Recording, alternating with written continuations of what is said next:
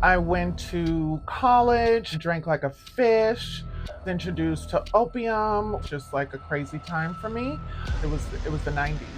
And it got to a point where I had a DUI. Once I started really working on forgiveness is when I figured out how to heal. And I didn't have the need to drown my sorrows anymore.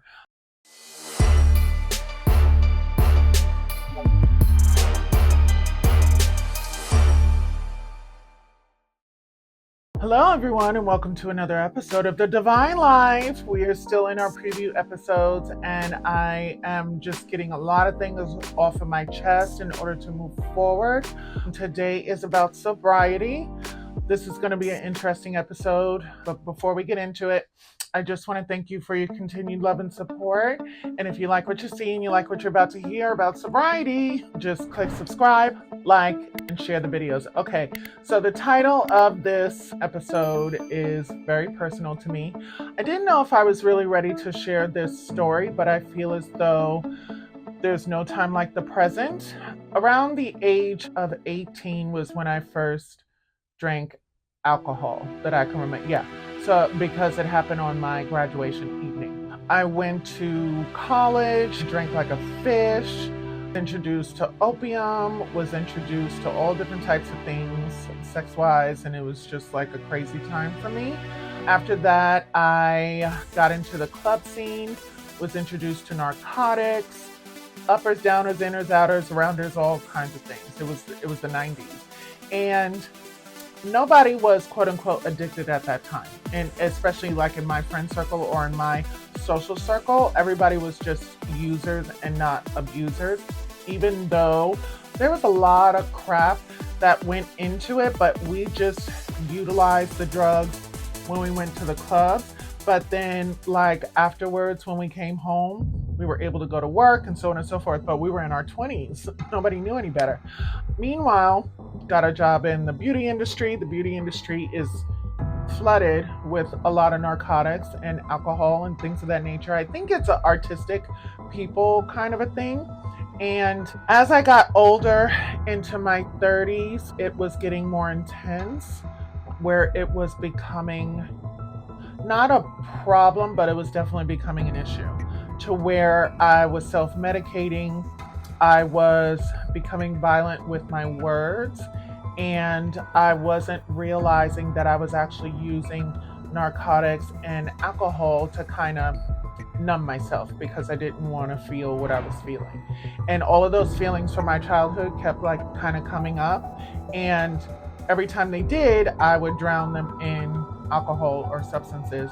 And yes, it got to a point where I had a DUI. It got to a point where I was having like nosebleeds, and it just wasn't a good look for me. But I digress. I didn't really address the situation until I made a decision. And if you watched the previous episode about forgiveness or the episode before, I don't know how we're going to release these, but if you watched the episode prior about forgiveness, once I started really working on forgiveness is when I figured out how to heal.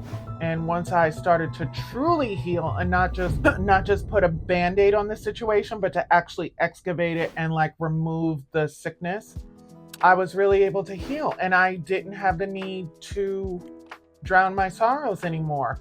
Not that I was quote unquote sad, but I wasn't dealing with issues per se. So what I want to talk about is my sobriety journey. And it's a journey. I know for me what works for me and what doesn't work for me. Alcohol was never really my issue. My issue was that I don't necessarily know if it's an addictive personality, but when I go hard, I go hard. And at this age, going hard means dying. And I went to the doctor and I found out that I have high blood pressure, and heart disease and high blood pressure run in my family. My grandmother died of a heart attack at the age of 60, and my aunt died of a heart attack at the age of 46. And they both died on the exact same couch. Yeah, extremely tragic. And when I got my readings from my doctor, of course, I wasn't telling her the whole story about how I was going out and how I was self medicating with alcohol and drugs and smoking weed all the time and like doing this and doing that. It was an eye opener for me. And I started to see myself differently and I wanted more for my life. And that's when on July 31st of this year, 2024, was the last time I smoked weed or did any sort of narcotics. Now, I also stopped drinking alcohol on that day, but I have had a sip of wine and a couple of drinks here and there since then, but no drugs whatsoever.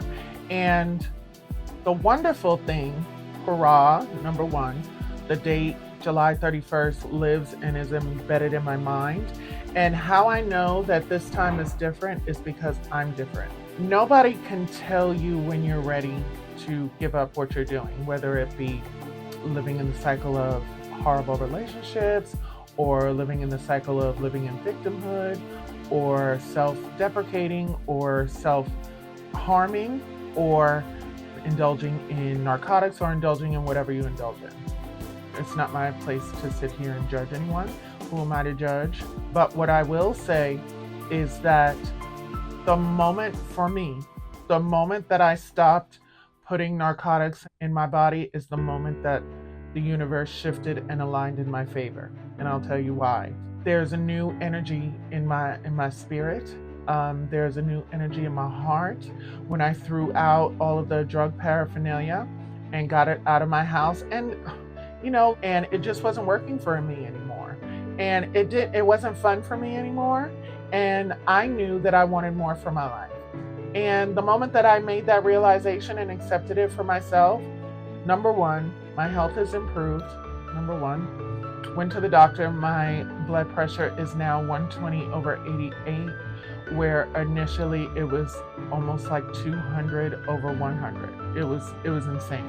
I was literally, I don't know what I was doing. I don't know what I was thinking. I was also just not eating correctly. I wasn't really taking care of myself. And I thought I was, but like, even if you're taking care of yourself food wise and you're going and smoking weed or doing whatever, it's not healthy for your body.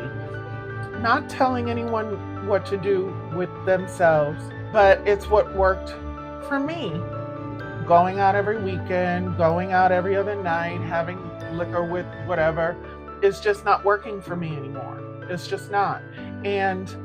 But I'm healthy and I'm living a great life and I'm being blessed in so many amazing ways. And I'm seeing the world so differently now and I'm seeing it through clear eyes. I'm not 100% sober. Yes, I've had champagne here and there. Yes, I've had wine here and there. But as far as narcotics, there's nothing giving me a haze to my mind. My skin feels better. My attitude is better. I'm much more positive. Like, I was positive before, but I can really lead by example. And I'm not saying that everybody should follow and do what I'm doing. That is not what I'm saying. I'm saying what worked for me and what is working for my family and what is working for my children, because they're getting the best version of me now. That's what this episode is about. Yes, to some I may be boring, and even to myself I might be a little bit boring, but I'm okay with that. I'm okay with that. And not saying that I won't go out here and there. Like, we have a holiday party coming up. I love going out with my sister every once in a while. I do want to start officially dating again when I'm ready, but I'm talking about going out and getting crunk. Like, no, it's just not a good look for me anymore. And it's not a good look. And I don't care what other people think about me. I care what I think about me. And the energy that I want in my home is the energy that I want to surround me. And I want a very clear and concise energy in my life. And I want a clear and concise vision in my life. And I want to see the world the way that I'm seeing it now. And all of these blessings that I've been feeling coming towards me wouldn't be possible if I was still indulging in those things. And that's what this message is that whatever you want in your life, if you really want it, you gotta ascend to the best version of yourself in order to receive what the universe has in store for you. That's what this message is about. I feel that I'm on a journey in regards to finding my absolute best self. I'm not there yet. When I'm there, I don't know if I'll know or not, but I'm on my way. And I feel more aligned now. Like things are happening and I feel more positive in my spirit. I feel more aware. I feel more open. I'm receiving like light and love, and I'm receiving all of the accolades, and I'm receiving all of the blessings. And I'm so thankful because at this point in my life, I didn't realize that this next chapter was available to me. And I thought my best years were behind me, but my best years are ahead of me. So it's never too late to make your dreams come true. And I don't even know what the universe has in store for me, but I will receive it with a sober mind. Let's live the divine life together. I love you guys. I'll talk to you soon. Bye.